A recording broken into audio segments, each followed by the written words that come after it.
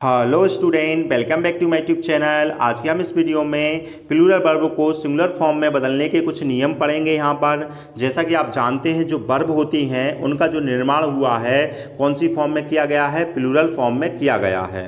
अब हमें इस प्लूरल फॉर्म को सिंगुलर फॉर्म में बदलने की आवश्यकता होती है, क्योंकि हमारे जो सब्जेक्ट होते हैं ना, ये वर्ब सब्जेक्ट के अनुसार चलती है। यदि हमारा सब्जेक्ट प्लूरल होगा तो वर्ब हम प्लूरल लगाते हैं, और अगर सब्जेक्ट हमारा सिंगुलर हुआ तो हम वर्ब कैसी लगाते हैं, सिंगुलर लगाते हैं। और ये जो सिंगुलर फॉर्म है ना, केवल और केवल प्रेजेंट इंडेफिनिट में यूज़ की जाती है, ठीक है ना। तो हम प्लूरल फॉर्म को अब सिंगुलर फॉर्म में बदलने के नियम सीखेंगे। तो यहाँ पर लिखा हुआ है, प्लूरल फॉर्म से सिंगुलर फॉर्म में बदलने के लिए केवल एस, ईएस और आईईएस का प्रयोग किया जाता है। कहने का तात्पर्य यह है कि जब हम वर्ब को सिंगुलर फॉर्म में बदलते हैं तो हम इन 3 लेटर का प्रयोग कर सकते हैं। कौन कौन से?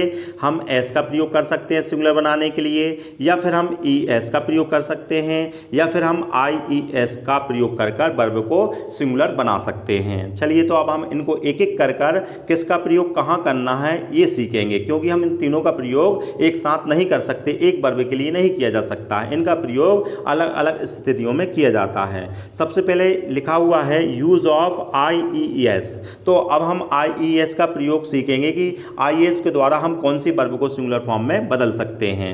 तो इसकी डेफिनेशन लिखी हुई है। क्या लिखा हुआ है? यदि वर्ब के अंत में वाई लेटर हो। क्या हो? वर्ब के अंत में बाय लेटर हो। कहने का तात्पर्य जो वर्ब बाय लेटर से एंडिंग करती है, मतलब खत्म होती हो, और बाय से पहले क्या हो, कॉन्सोनेंट लेटर हो। क्या हो? कॉन्सोनेंट लेटर हो।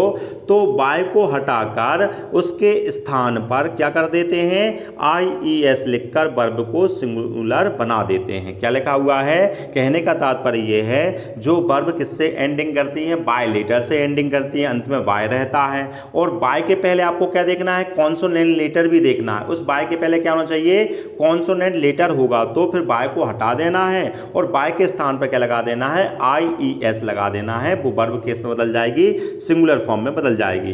तो यहाँ पर कुछ एग्जाम्पल लिखे हुए हैं, एग्जाम्पल के द्वारा समझने की कोशिश करते हैं। तो क्या लिखा हुआ है, यहाँ पर लिखा है ट्राई। लिखा है ट्राई एक जो है ना प्लूरल वर्ब है, इसको सिंगुलर फॉर्म में बदला गया है। तो यहाँ पर देखिए ट्राई में वर्ब में क्या आ रहा है, वाई लेटर आ रहा है, और बाय लेटर के पहले जस्ट पहले देखें तो क्या आ रहा है, आर। आर क्या होता है, कॉन्सोनेंट लेटर होता है। तो डेफिनेशन भी यही कह रही है कि अगर वर्ब के अंदर वाई और बाय के पहले क्या हो, कॉन्सोनेंट हो, तो फिर क्या करना है, बाय को हटा दो और उसके स्थान पे क्या लगा दो, आई ई एस लगा दो।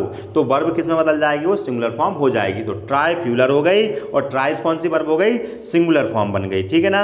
आगे देखिए एक एग्जाम्पल लिखा है, फ्लाई लिखा है। फ्लाई में देखिए बाय है और बाय के पहले क्या आ गया, एल। एल क्या होता है, कॉन्सोनेंट होता है। तब हम इस सिंगुलर फॉर्म बनाने के लिए क्या करेंगे भाई, बाय को हटा देंगे और क्या लगा देंगे, आई ई एस लगा देंगे। ऐसे ही किराए में देखें, किराए में बाय है और बाय के पहले क्या है, आर है। आर क्या है, कॉन्सोनेंट है। तो बाय को हटा दिया गया है और क्या लगा दिया है, आई ई एस लगा के इसको सिंगुलर फॉर्म में बदल दिया गया है, ठीक है ना। अब आगे लिखा हुआ है, एक नोट लिखा हुआ है, इस पर विशेष ध्यान देना है आपको।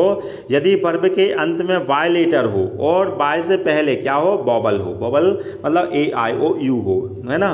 तो बाय को नहीं हटाते हैं और क्या कर देते हैं, अंत में एस लिखकर वर्ब को सिंगुलर फॉर्म में बदल देते हैं। कहने का क्या तात्पर्य है, यदि वर्ब के अंत में वाई है और बाय से पहले क्या है, बॉबल लेटर है, तो आपको बाय नहीं हटाना और एस का प्रयोग कर वर्ब को सिंगुलर बनाना है। बाय को कब हटाना है, जब कॉन्सोनेंट लेटर आता है। तो यहाँ पर कुछ एग्जाम्पल लिखे हैं, जैसे देखिए प्ले। तो ये वर्ब जो है ना, बाय से तो एंडिंग कर रही है, अंत में क्या आ रहा है, वाई आ रहा है, लेकिन बाय के पहले देखो ए आ रहा है। ए क्या होता है, बॉबल्स आता है। तो ऐसी कंडीशन में, ऐसी परिस्थिति में बाय को नहीं हटाना है और क्या लगाना है, फिर आपको एस लगाकर वर्ब को सिंगुलर फॉर्म में बदलना है। बाय को कब हटाते हैं, जब कॉन्सोनेंट लेटर आता है, बॉबल्स आएगा तो बाय को नहीं हटाना है। आगे लिखा है से। लिखा है से में देखें ए आ रहा है, तो ए क्या है, बॉबल्स है, तो क्या बन गई इसकी, सेस। क्या हो गई, सिंगुलर फॉर्म बदल गई, ठीक है ना। चलिए आगे देखते हैं। तो ये क्या हो गया आपका, आई ई एस का प्रयोग हो गया। चलिए अब दूसरा लिखा है यूज ऑफ ई एस। तो देखेंगे ई एस का प्रयोग कहाँ करना है, कौन सी वर्ब के लिए हम ई एस का प्रयोग कर सकते हैं। तो यहाँ पर लिखा है use of E S. E S के द्वारा हम कौन सी वर्ब को सिंगुलर फॉर्म में बदल सकते हैं, उसकी डेफिनेशन लिखी हुई है। क्या लिखा है, यदि किसी वर्ब के अंत में OCH SH SS और X, ये 5 लेटर हैं, ये 5 लेटर हैं। यदि किसी वर्ब का अंतिम लेटर इन 5 लेटर में से होता है तो वर्ब के अंत में ES लिखकर या ES को लगाकर वर्ब को सिंगुलर फॉर्म में बदलते हैं। क्या कह रहा है ये नियम कि यदि कोई जो वर्ब है ना उसके अंत में O आ जाए, CH आ जाए, SH SS और X, ये 5 लेटर, ES जो है ना इन 5 लेटर पर ही काम करता है। जिन वर्बों के अंत में ये 5 लेटर में से कोई सा भी लेटर होगा उन्हीं वर्ब को हम ES का प्रयोग कर कर हम वर्ब को सिंगुलर बना सकते हैं। कुछ एग्जाम्पल लिखे हुए हैं नीचे, तो क्या लिखा हुआ है, टीच, तो टीच में देखें क्या आ रहा है, CH आ रहा है, क्या आ रहा है, CH।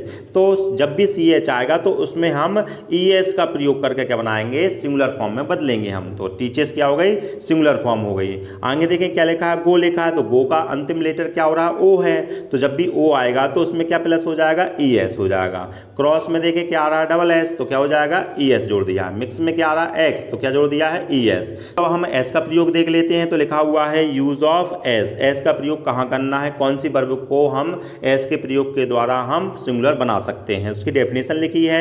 जब किसी वर्ब में IES तथा ES का प्रयोग नहीं होता है तो उस वर्ब को सिंगुलर फॉर्म में बनाने के लिए S का प्रयोग किया जाता है।